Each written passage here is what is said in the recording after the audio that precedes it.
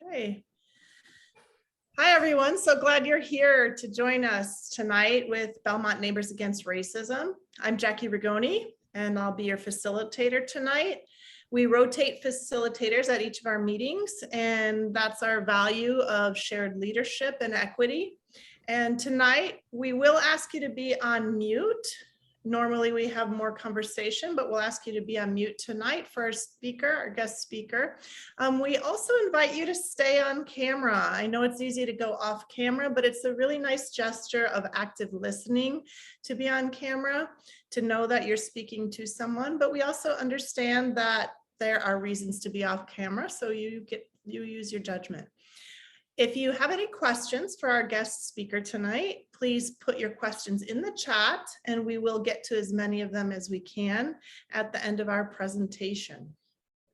For those of you who are joining us for the first time at Belmont's Neighbors Against Racism, welcome. We were formed to provide a safer space for anti-racist activists in Belmont to share ideas and educational resources with our neighbors. We come together twice a month to seek and organize other anti-racists in Belmont to support each other in our activism, to support local initiatives to fight racism here in Belmont and our wider community of San Mateo County in California, to further self-education and to elevate underrepresented voices, which is the main focus of our guest speaker tonight. So welcome to any new attendees. We're glad you're here. Thanks for joining us. And at the beginning of each of our meetings, we invite our members to share their name, their neighborhood, and one anti-racist action they've taken this week. You can say that it's, for the last week, for the last month. We invite all of you to do that right now in the chat. So I'd like also then to share our, let me go ahead and write that in the chat.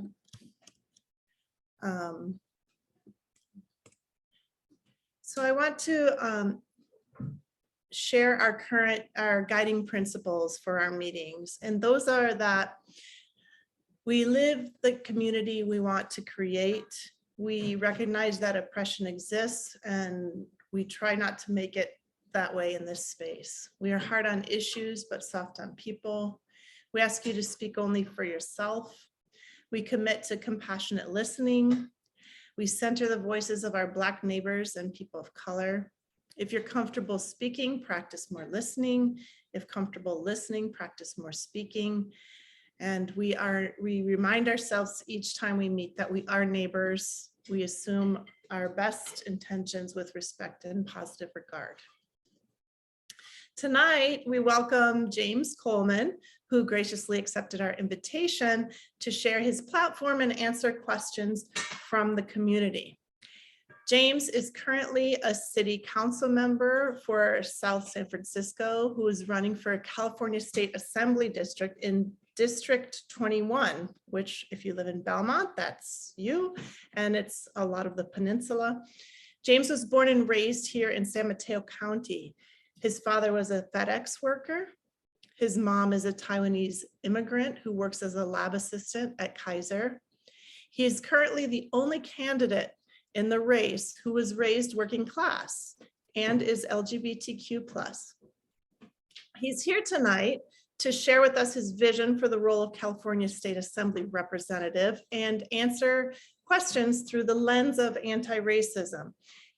We've asked him to share about his platform, to answer some of the facilitator questions that Belmont Neighbors Against Racism has for him and that we've compiled together. And time permitting, we will open it up to questions that you as community members have put in the chat.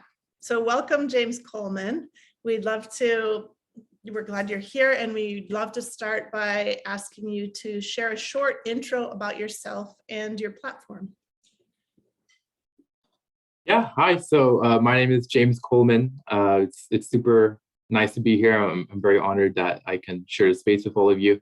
I'm currently on the City Council for South San Francisco, and you were running on we're running with a simple purpose, and that purpose is that Sacramento can't just work for the wealthy and well-connected. It has to work for everyone, especially a lot of our communities of color in San Mateo County. And we're going to be talking about this, but we know that there are many disparities that are existent in San Mateo County, right? A lot of the issues that we're hearing about aren't just some distant issue in across the country and other communities, but we have some real ones here in San Mateo County, and they need to be addressed with the same level of activity and urgency to really meet the urgency of our times, right?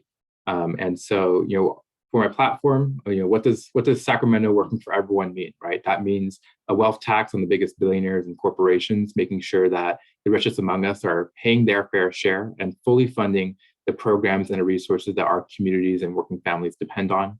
It means guaranteeing healthcare as a human right through a Medicare for all single payer system.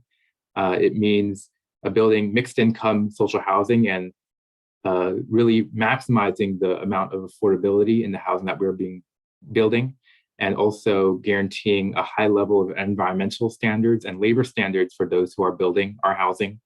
It means addressing climate change aggressively, making sure that we have a just transition for all our fossil fuel workers and for every community. It means adhering to the principles of environmental justice and making sure that the folks who are experiencing climate change first and that of environmental pollution are being prioritized and are able to benefit from a lot of our climate change policies and priorities.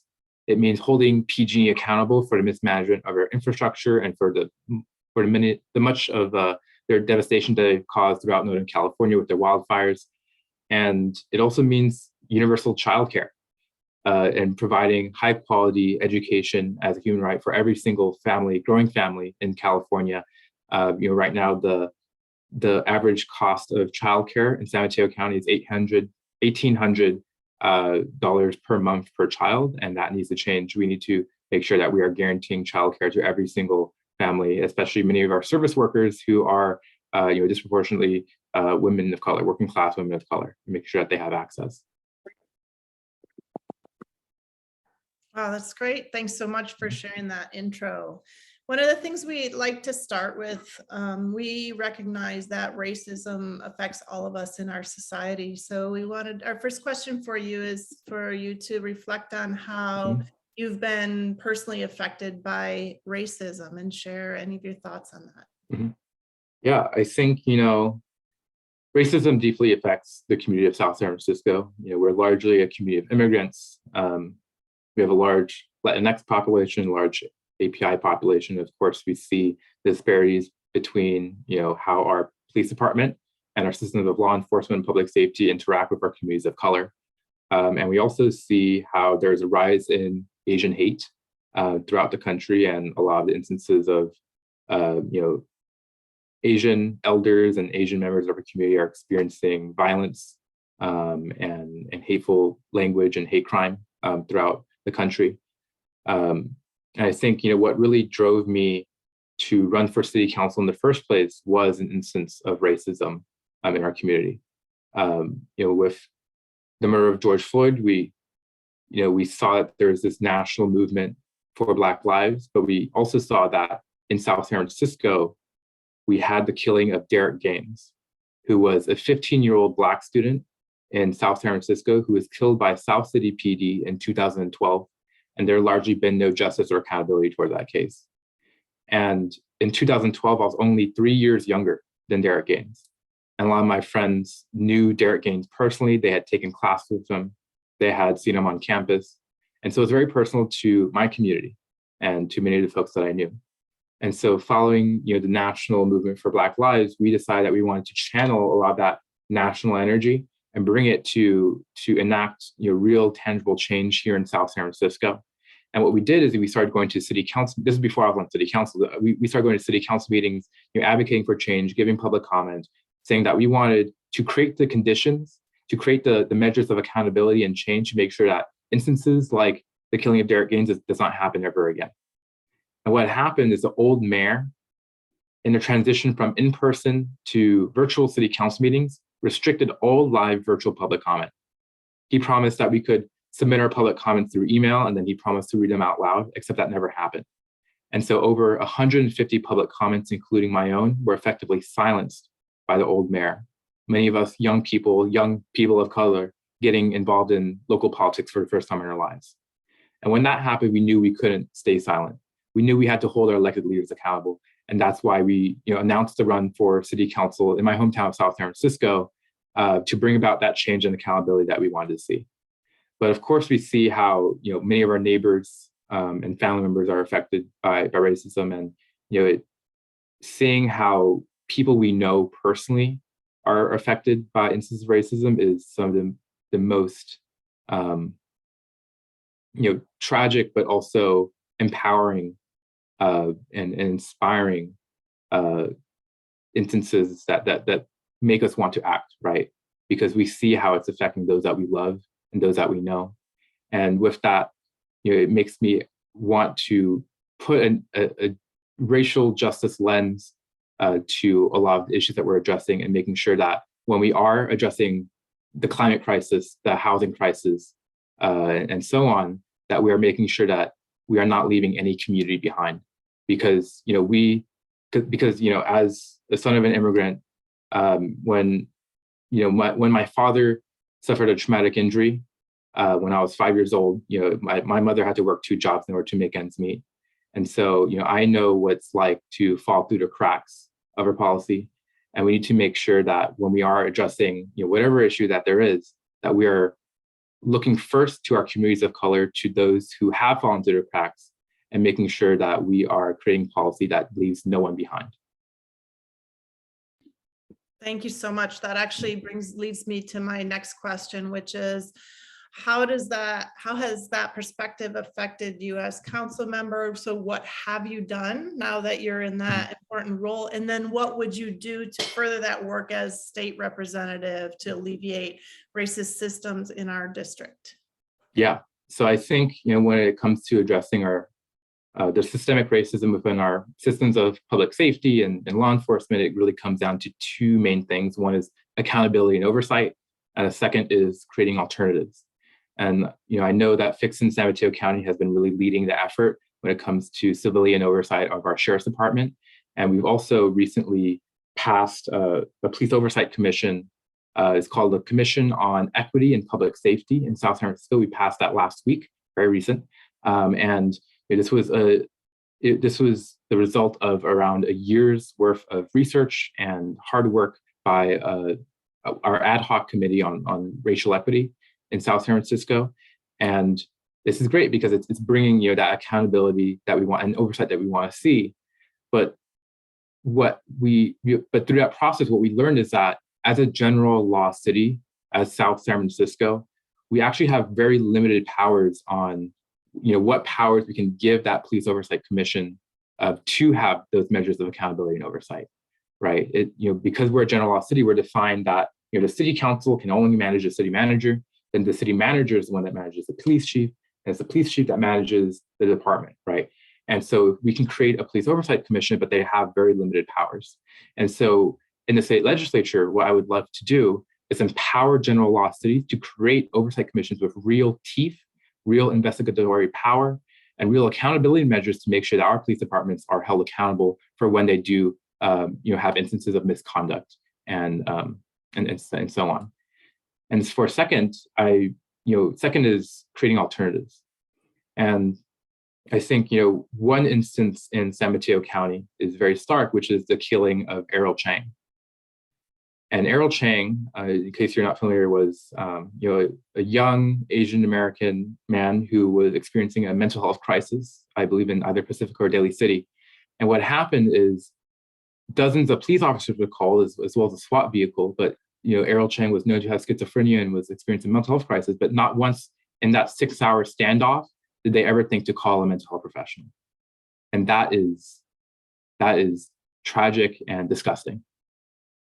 And we need to make sure that we are providing the right resources, the expertise, the right professionals to address the issues that our community is experiencing. And the thing is, we already have working models in the United States. We have the Cahoots model in Eugene, Oregon, and their approach is, triaging a mental health professional, a social worker, and a paramedic to respond to nonviolent and non-criminal calls for assistance in their community. And the thing is, this isn't new, right? It's been in place for 30 years. It's an immensely successful program. We just need to implement this elsewhere throughout the state and throughout the entire country to make sure that we are providing the right care resources and not providing a different layer of danger to our communities of color. And I've been working on the city council to try to implement that in South San Francisco. We've been working on potentially raising a modest business license tax on the largest businesses in South San Francisco and using that to fund a 24/7 mental health crisis response team embedded within our fire department. And we're going to continue trying to push that. Staff is currently researching that and working on that. But in my research, I saw that actually the issues of public health and mental health is a responsibility of the counties according to the California state constitution. And upon further research, I learned that our county does have a mental health crisis response team. It's just, I believe, one or two vans and their response time is 4 hours. I heard, which is insane, right? It is not meeting the needs of our community. And so what we need to do at the state level is make sure that we are holding counties and cities accountable for not meeting the mental health needs of their community, to make sure that we are guaranteeing that every community has access to mental health resources and to the first responders that meet the needs of folks who do call for assistance. Yeah, I'm really glad you brought up the Cahoots model. And it actually leads me to the next question I had, which is that one of the other options in San Mateo County is a pilot program to embed mental health professionals with the county police, with 4 cities in the county as pilot cities, including South San Francisco, where you serve. Many citizens groups, including ours, have been calling for this pilot program to be outside the police control, like you mentioned, Cahoots, which may have been, and you've mentioned 2 people. I also want to bring the name into the room of Chinadu Akovi, who it was a tasing homicide at the hands of 6 San Mateo County Sheriff employees in 2019. Chinadu Akovi would have turned 40 this week. So I'm wondering is, because I noticed you mentioned that it would be under the purview of the fire department, not of the police department. So I'm wondering how much input did the city council have in being part, this might've been before you were elected, but how much input did the city council have in being part of the pilot? What do you hope the outcome will be of that particular program now that South San Francisco is a part of it? And it sounds like the next part of my question was, do you support it evolving outside of the police control, which I think you've answered already. Definitely, yeah. So, I believe it was in January or December where I voted to approve it. And so I really I wasn't on the council during the formation of that program. I was on the council at the very end. And so, I think it's better than the status quo to have mental health professionals responding, I guess, within the police department. But really what we want is mental health professionals responding outside of the police department, right? And so I think that definitely that needs to be the approach. And we need to make sure, I think that there was, I don't think they took a close enough look at the Cahoots model as they should have, because their reasoning was, mental health professionals don't want to respond alone. And if they would have looked a little closer, they would have found out that they do not respond alone. They respond in joint with a paramedic and a social worker, right? They triage a lot of these calls for assistance. And so I think that needs to be the approach that's taken. And I don't think that we really need a pilot program because, the Cahoots model has been there for 30 years, right? We know it works. It provides the resources and the expertise that the community needs, and it also saves money, right? We've seen in the Cahoots model that it saves money because it's cheaper. And by the way, social workers should be paid more for the great work that they do, but it saves money because police officers are very expensive to keep.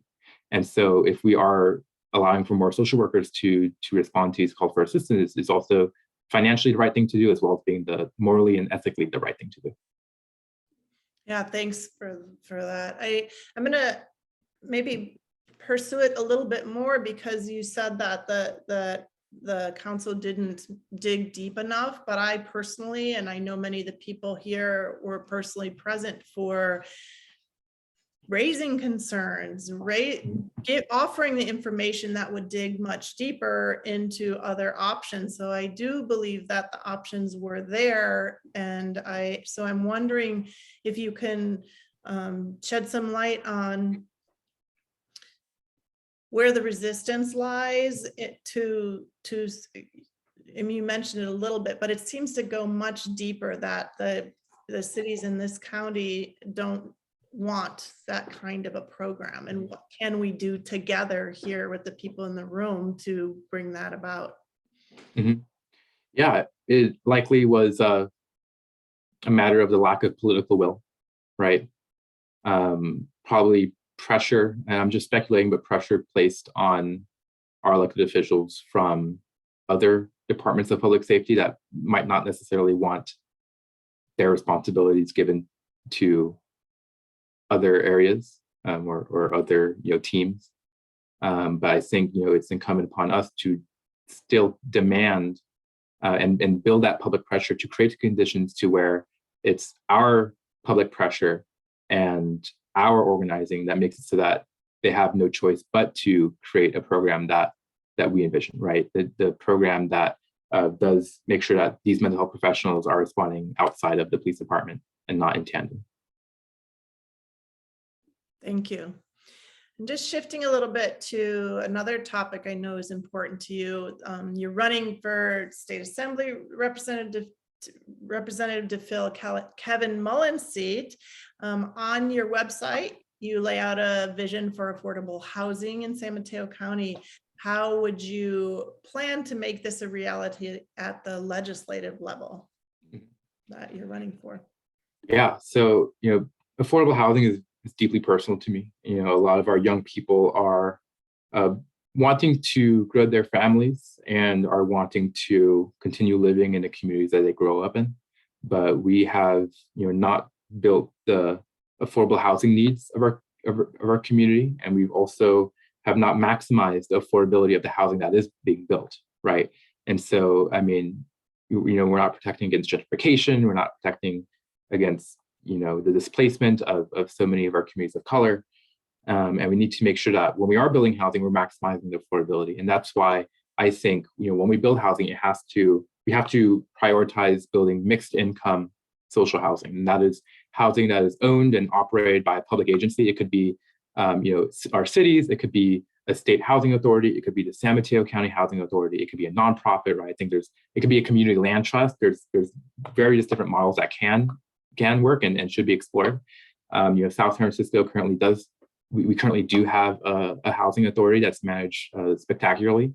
But what I think is the issue with public housing currently is that because only in the United States has public housing been built solely for low-income folks, it has led to the eventual disinvestment of affordable units, because it requires continual investment to keep these units maintained. Whereas in many other countries, they build public housing, they call it social housing because they build it for all income levels, right? So it's not, folks looking at this housing saying like, oh, I can't live there. It's everyone of all income levels looking at housing say, I could live there. I would love to live there because it's cheaper and it's fantastic, high quality, right?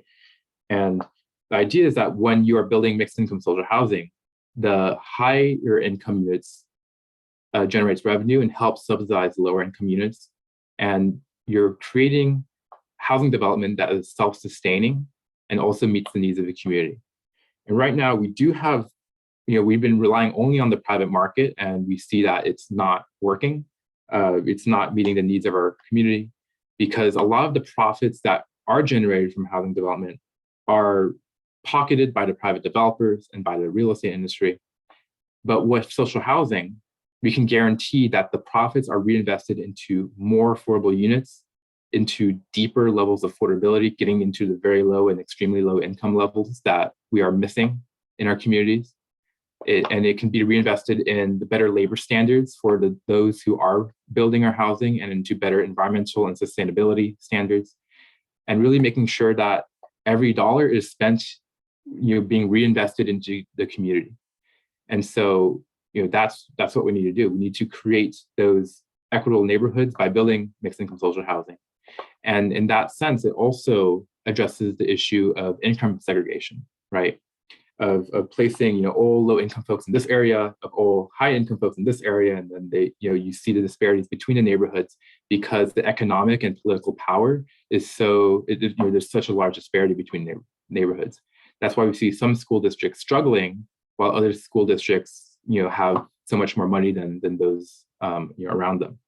And so, if you want to build truly equitable neighborhoods for the long term, we have to make sure that we are building truly mixed income communities in which folks of all income levels are sharing the same parks, school districts, the same amenities, and so on, so that we are equalizing for the political and economic power of these communities, and making sure that folks are that we're not fostering the future disinvestment into these communities, if there ever is. Great. And so, actually, and also add on to that, we have an exciting vote tomorrow in South San Francisco. We are going to be voting on in Article 34. So basically, in California, back in the 50s to 70s, there were a whole lot of laws passed in the federal and state level to really hinder the development of public housing, which is also why we are in such a housing crisis right now, affordable housing crisis. And at federal level, we have the Fairclough Amendment, which restricts the number of units that can be added to the total amount of HUD-operated public housing in the United States, despite our population, growing substantially since the 70s. But in California, we have Article 34. And Article 34 is in the California state constitution. It was passed in 1950, very blatantly racist and classist, by folks who said, we don't want certain types of people living in our neighborhoods. I think we know what they meant.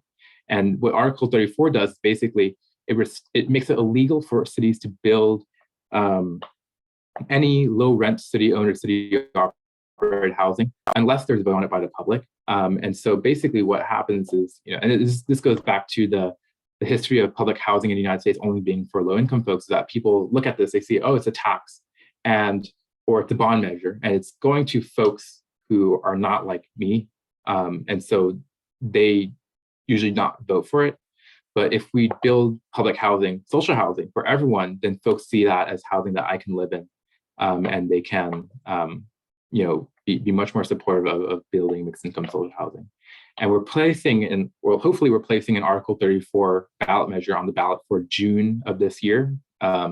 And we are voting on that tomorrow to allow the city of South San Francisco to build mixed income social housing and really change the way we treat housing, and make sure that it's not just a vehicle for profit, but actually treat it as a human right for all of our growing families.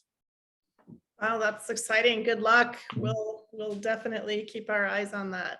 I think I want to just ask a few more and then open it up. So for those of you who are here, if you have questions for James, please feel free to put them in the chat.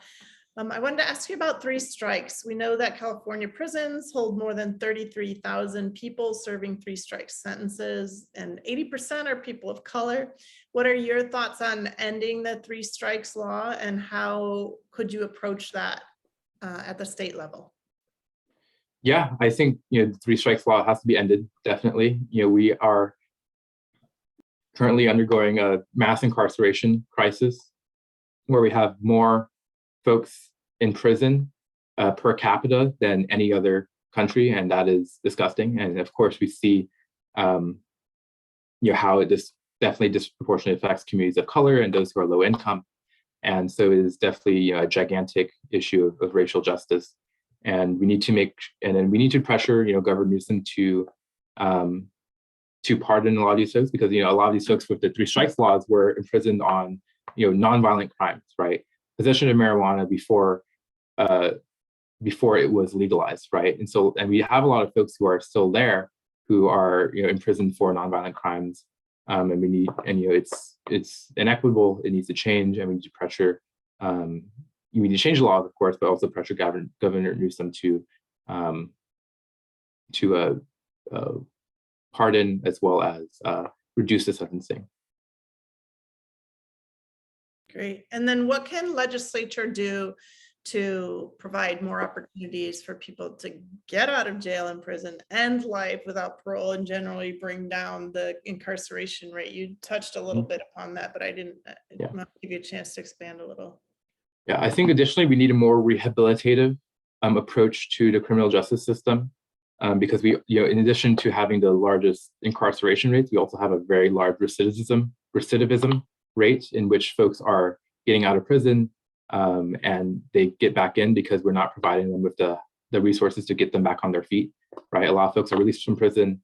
It might have been decades or many years since they were out, and they need education and jobs and programs to make sure that they stay out of prison and do not go back into a cycle of crimes of poverty just to survive in our communities, right? So there needs to be definitely a much different approach to this. I also believe that we should not be using prison labor, right? We need to make sure that those who are, let's say, volunteer firefighters or those who do want to work in prison are doing so by choice, and that they're being paid a living wage and not cents per hour.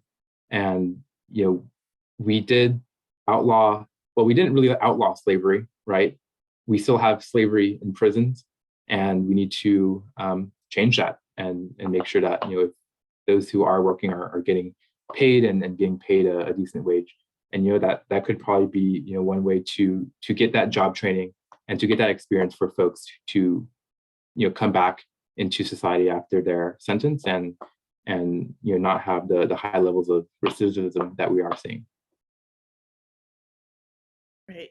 So my final question before I go on to any questions that are in from people who are here. Belmont Neighbors Against Racism endorsed candidates and measures in our last city election here in Belmont. We would like to consider endorsing you, especially since District 21 is way more diverse than Belmont is. And we believe that anti-racism policy and police reform has to be on every city, county, and state agenda. So as a final thought, why should we endorse you, and how can we as a citizen action group work with you to advance anti-racism policy? Yeah, thank you. I think a lot of my my work is rooted in racial justice and making sure that we are not just passing symbolic resolutions as we're seeing throughout the county, but actually creating policy changes and improving the material conditions of our communities of color throughout San Mateo County. Here we have very affluent neighborhoods like Hillsborough and Atherton, but we also have very working class immigrant communities in South San Francisco, in East Palo Alto, in San Bruno, and we need to make sure that that there's no reason why we have folks who are living as billionaires while we have folks living on the streets and struggling to make ends meet, working 2 jobs, with many family members and children, elderly to take care of on top of that, right? We need to make sure that we are providing resources that our entire community needs. Right now, we are, the only corporate-free progressive running, and that means, we are going to be held accountable to the people and not special moneyed interests.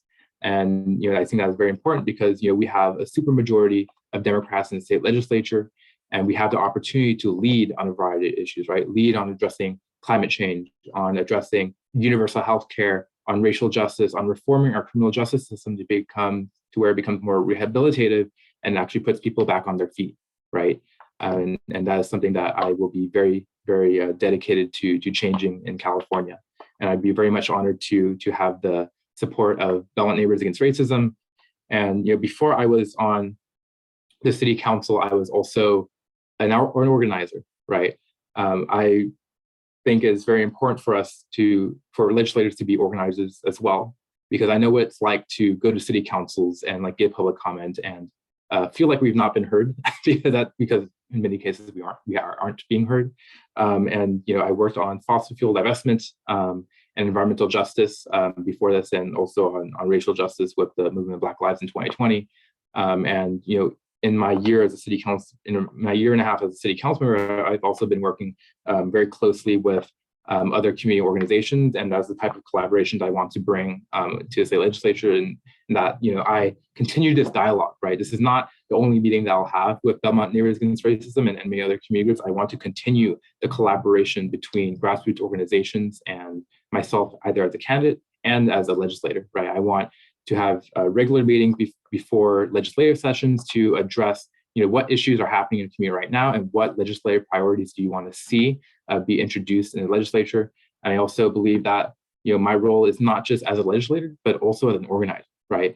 Because one, my role as legislator is to introduce legislation, try to get it passed, but I also have a role as organizer in making sure that we are creating the conditions that makes this legislation possible to pass, right? It means being on the ground, shifting the Overton window, mobilizing folks to make sure that we're creating the conditions to where legislators don't have a choice to vote no on progressive legislation, but they have to, or else they're going to get held accountable at the ballot box, right? And right now, that accountability is mostly between legislators and special money interests, right? The big corporations, fossil fuel corporations, the private prison industry, right, and the bail bond industry, right, and so on. These large profit industries that profit off of the suffering of human beings, and that is immoral, right? And so we need to change that and make sure that folks, that elected officials, are accountable to the people and not these special money interests. And I'm definitely very, very much committed to achieving that goal, banning corporate contributions from elections, and making sure that we have clean money candidates up and down the ballot. Awesome. I'm sure we'll be talking. From Trina, she asks, would you support changing the state constitution so that if the government is recalled, the lieutenant governor becomes the governor? Yeah, I think that makes a lot of sense. And I believe Kevin Mullen is introducing that, or will be introducing that. I remember talking with him earlier about that change. And so that it's, if we, for whatever reason, the governor gets recalled, it goes to the lieutenant governor, which is what would have happened anyway if the governor, for whatever reason, could not serve as governor anymore. And that also protects us from, very partisan and opportunistic recalls from the Republican Party, right? And that was what my question was about. So thank you. Yeah. Great, thank you. Actually, Neela, did you want to ask too then, since we're a smaller group and you wanted, or should I go ahead and read the question? Sure. Thank you so much for being with us, Candidate Coleman. Very impressive, your knowledge of a number of issues. And I'm just wondering, when it comes to the criminal legal system, what kinds of laws could we pass, or would you be interested in, for restorative justice for nonviolent crimes in place of prison? Definitely. Yeah, I think, we need to invest in more restorative justice programs and making sure that, folks don't have to be subjected to imprisonment for nonviolent crimes. A lot of nonviolent crimes are crimes of poverty. I think that's something that we need to really know that folks aren't just looking to commit crime. A lot of them are struggling, right? And they need to have the right resource. They need to have a living wage. They need to have safe housing, mental health resources, substance abuse resources, homeless resources, case management, to make sure that folks aren't just getting just enough to survive, but have the resources, the education, the programs necessary to really thrive in our communities. And I think that people are people, right? And I think that a lot of times what happens in the media is that we're dehumanizing a lot of folks, and that is a shame, right? And we need to have a much more humanistic approach to how we deal with crime and get people on their feet and back into society. Great, thank you. And then I wanted to give you, I don't see any more questions in the chat, but I did want to give you a chance to make this more of a conversation. If you have anything that you would like to ask or share or need, what is it that you want to know from the people who are here in a group like us? Oh, did you have a question, Michelle? Yeah. Oh, okay. Sorry. Sorry, I thought you were going to ask us for questions. Oh, But I definitely want to hear conversations from Yeah. James. Okay, great. But my concern is, I'd like to get your opinion on how do you address at a overview level, at a high level, and then on a person-to-person level. There's a lot of backlash I'm seeing in, forums, social media, next door, things like that around, property crimes being ignored by the police. And this is what we get when we go, towards progressive policies, and homelessness as a result of the ignoring, the quote unquote criminal element. And I'm really concerned if that kind of takes off. I'm surprised when I hear those conversations taking place in this area, but even more so than how do we address it? Mm-hmm. Yeah, I think addressing it, like, unless you have a police officer on every corner, right, which is not a very practical solution, then you are going to see levels of, property crime. And if you look at what correlates with property crime, it correlates with the resources that community has.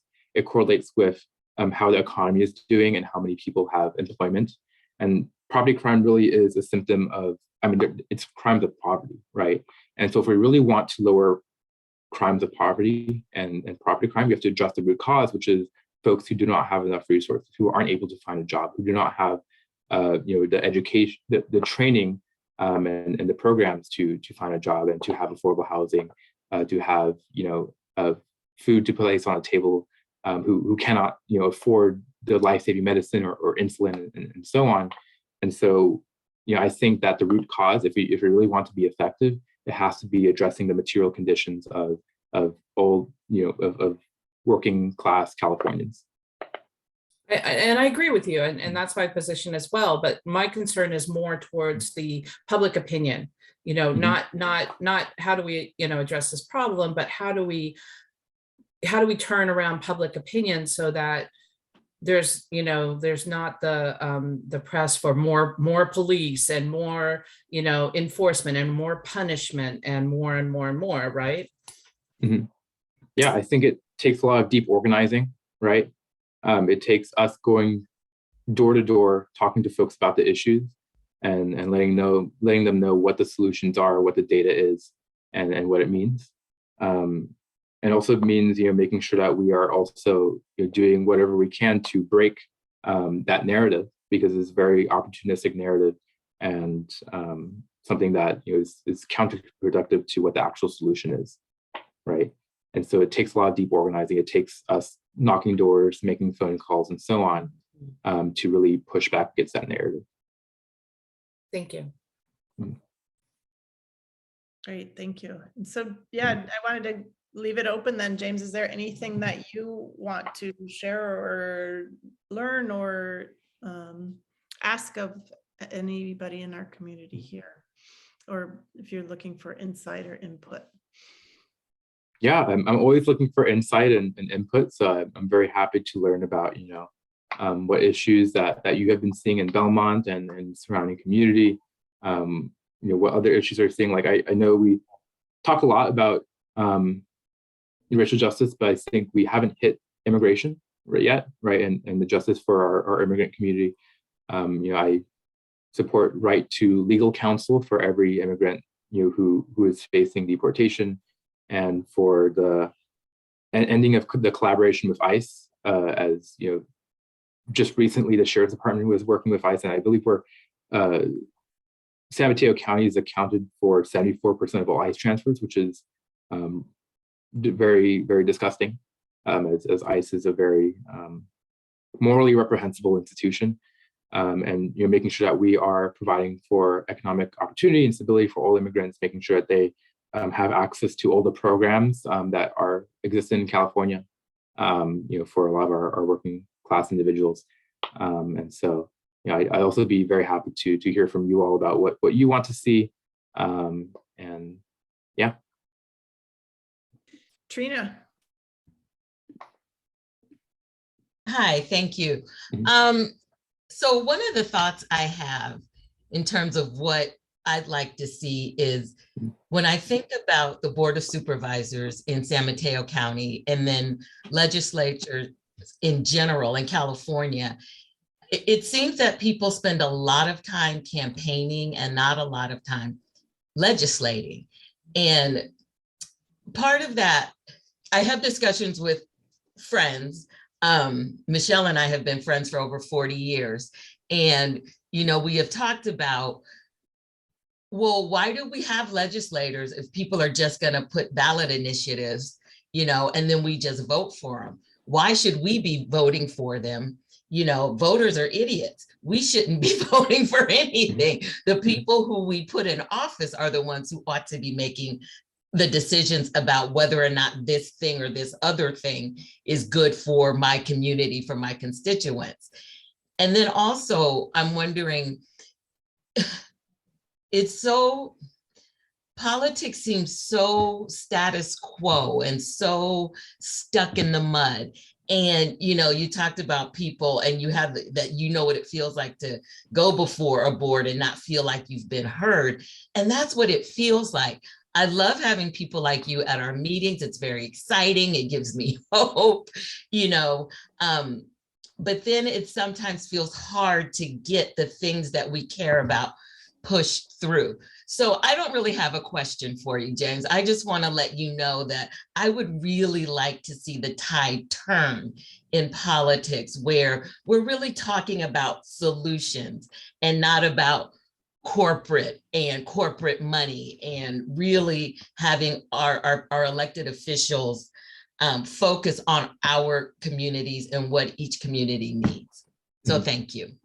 Yeah, and I just want to do a quick response. I think we are due for a change in San Mateo County. I think residents are sick of the status quo. They know it's not working for the majority of residents. This is the first time that 80-21, that our assembly district is a majority people of color voting age population, right? And we have never had a person of color, I believe, represent us at the state level for the majority of the county, right? And so I think that we're way past due for a change. In South San Francisco, when I ran for city council in my district, if you're unfamiliar, I ran in the most conservative district in the city. Is 80% single family homes, 70% homeowner. It is the only majority white district in the city, and is also the oldest district in the city.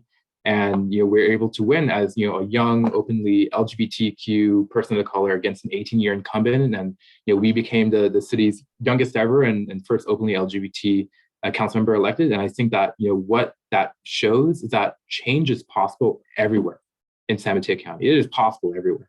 It's just a matter of, you and others in this call running for city council, right? Not just in Belmont, but all across the county, and building that slate of progressives, of folks who want that grassroots change and being the change that you want to see in the community, right? I think when folks are given the option of a progressive, of someone who will represent the will of the people and not that of, the big special interests, I think people will want to do that. And also, I think that with universal mail-in ballots, we're seeing such high voter turnout that we've never seen throughout the county.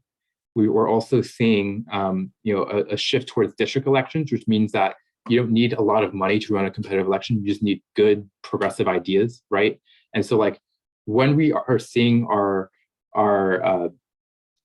elections being, placed on even election years, when we see more voters turn out, we're seeing that our electeds are becoming more and more representative of the people, right? Because when we're a candidate and we're running in a small district, we can literally knock every door. We can knock every door three, 4 times, right? If given the amount of time. And when we have this conversation with voters and talk to them about that issues, not only are we electing more progressives, we're also shifting the minds and the opinions of those people that we're talking to, because this is the deep organizing that we're talking about, right? You can't just sit there and tweet, right? You've got to go to people's doors. You got to meet them where they're at.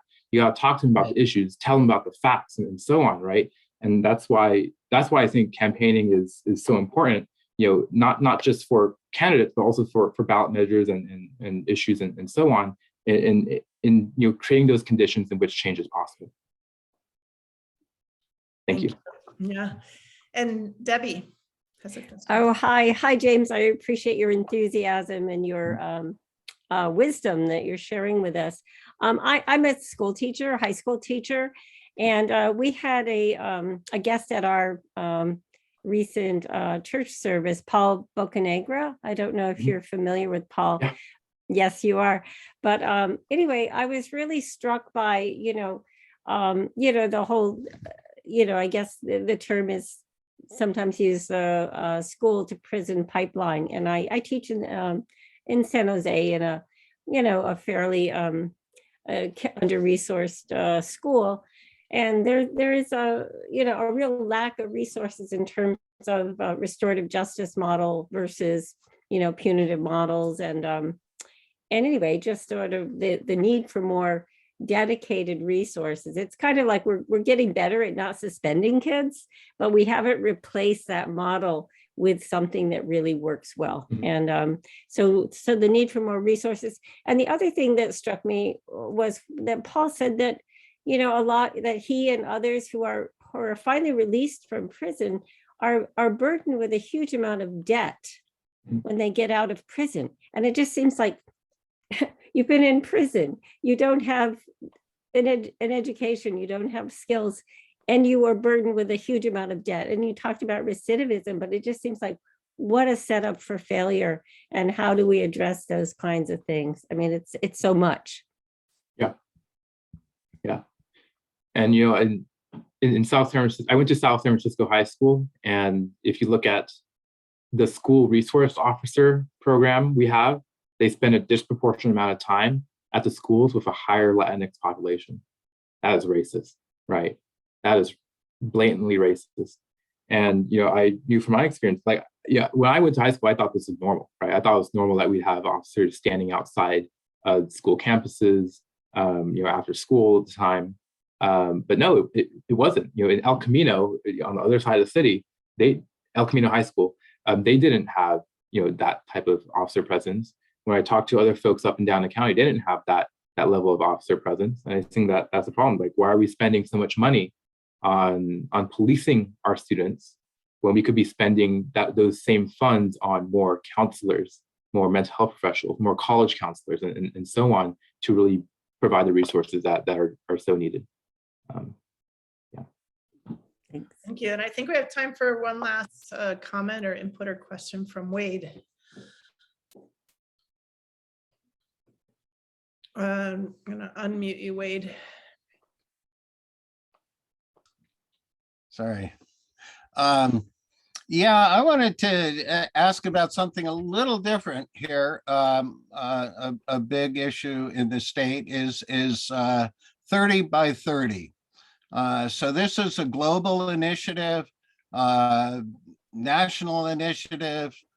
Governor Newsom issued an executive order in his first year in office saying that California was going to move in this direction. Currently, as of actually today, public comment on the Natural Resources Agency draft 3030 proposal closed. They are presumably the lead agency in this in California. But my guess is that the legislature is going to have to play a significant role in this down the line. So I just wanted to see what your thoughts on this was. Yeah, I think, conservation and access to green space is very important, especially in San Mateo County, where we do have a lot of coastal areas on the bay side and the coast side that are very important, and definitely need to make sure that they're being protected and that we're conserving that green space for our communities. Yeah, Great. And so as we close here tonight, I wanted to give you an opportunity to, I will put put your website into the chat, and maybe because this will also, this is recorded, we'll be putting this out on our Facebook page. So anybody listening tonight or seeing this later, can you share how we can find you, support you, donate to your campaign? This is your chance to do that. Yeah, thank you. Thank you so much. So I will place my website, but also my email and my phone number. So feel free to reach out. But this is a corporate-free campaign, which means we're not taking a single dollar from corporations, but also means we're going to get outspent, right? But that's, we already knew that from the beginning, right? And we're really going to be relying on the grassroots to get our message out. And so the absolute best thing that we can do is volunteer. And I know Jackie was there last weekend, and we're doing lots of lit drops, we're doing lots of canvassing, talking to voters, dropping our literature. Actually, this Sunday we have Spanish Lit to reach out to our Spanish-speaking communities in East Palo Alto. We're doing an East Palo Alto kickoff, so I'd be very honored to see some of you there. And yeah, I'll also if you want to volunteer for that, how do we reach you? Were you going to put your email in the chat, or do we go through your website? Yeah, go ahead and send me an email. Okay. And I'll place that in there right now. Okay, great. Also send me a text if you want, that's fine. And then if you sign up through my volunteer form, you'll be placed on the list for all of our volunteer opportunities. So we do have lit drops and canvases, but we also have like text banking, phone banking. Also, we are relying on the grassroots to get our message out. So also, if you would like to put up a lawn sign, that would be very cool as well. Great, thank you so much. And if you're here and you're a Belmont resident, we encourage you to join us twice a month via Zoom to continue this necessary anti-racism work and being together and unifying for causes that we believe in here in Belmont and beyond.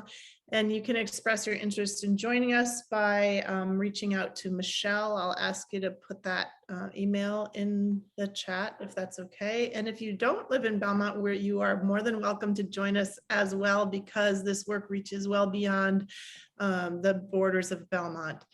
And so with that, I will thank you so much, James. I'm really inspired by your campaign, by your, I think it was Debbie who said it, by your enthusiasm and your wisdom, and wish you the best of luck. And we will chat again, I'm sure.